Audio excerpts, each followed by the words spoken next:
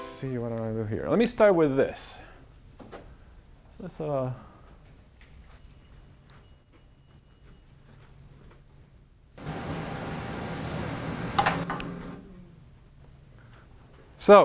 let's go back to it one more time, just so you see the gist of it.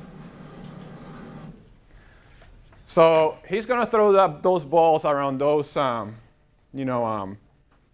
right? That one of the ramps goes straight, the ball will go straight, and then one of the ramps is like bended with a dip and then comes back. So what I want you guys to do is to, and I have to do this slow because I have to click A, and I'm going to start pulling in a second. If you think the ball going down the flat will reach the end first, click B if you think the ball going down the dip gets to the end first, or C if you think that the two balls will reach the end at the same time. All right? And you see the pull over there? That's how you get. That's how you know if let's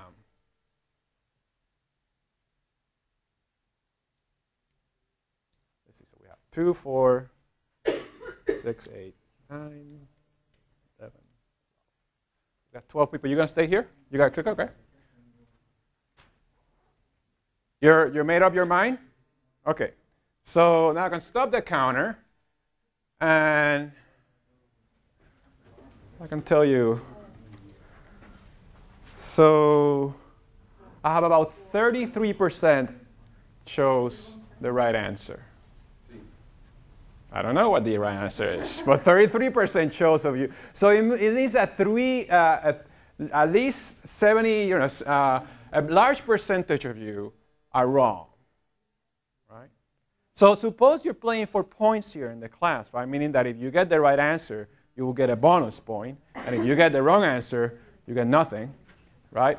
Why don't you talk among yourself and see if you can actually come up to a better. See if we can increase that 33% to something higher. So those of you who feel really good about your answer, help the others out. Talk among yourself to see if you guys can actually increase your percentage. And then what I'm going to do is I'm going to let you click again. All right? So you can vote again. Click when you get the answer. Just click A if you think flat gets there first. B if you think dip get there first. C if you think they get there at the same time. All right? I have 14 people. Most of you are here. So how much did I say it was the first time? 33. 33. Well, right now it's actually 7%. So should I give you guys another chance to discuss this? Imagine you're students, you're playing for bonus points, right? I mean, really nice guy, right? So let's give you another chance. So I'll give you another chance, one last time. And I can try to make it interesting. I can say, let's say you're a student and say, well, if we can increase that percentage of correct answer to 60%, I will give all of you a bonus of 1 point in the exam, right? So why don't you talk among yourself again? There's some people here that has to definitely be sure about the answer. So you can try to share that with the other students, and then you can vote again and see how we're doing. OK. So now, I didn't tell you what you guys were doing before, but that's what you guys think. Now, which one think A is the right answer? Any of you who chose A? Why A? It looks right. All right. All right. I don't have any reason for that. All right. It makes more sense. Anyone who chose B? Why B? Because of that second dip, I think it'll speed it up. It will speed it up. Uh-huh. It's a slightly longer path line. OK, slightly longer, but you think, OK, it's kind of tricky, right? And how many chose C, which is the most popular? OK, why C? OK. I thought you were going to say just kind of, in case it's a trick question, right? So you go with C, right?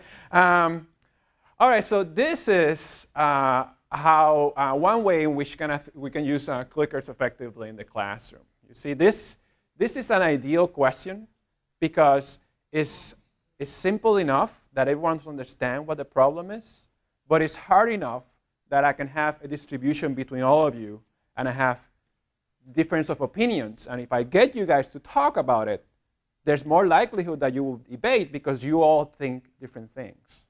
Right?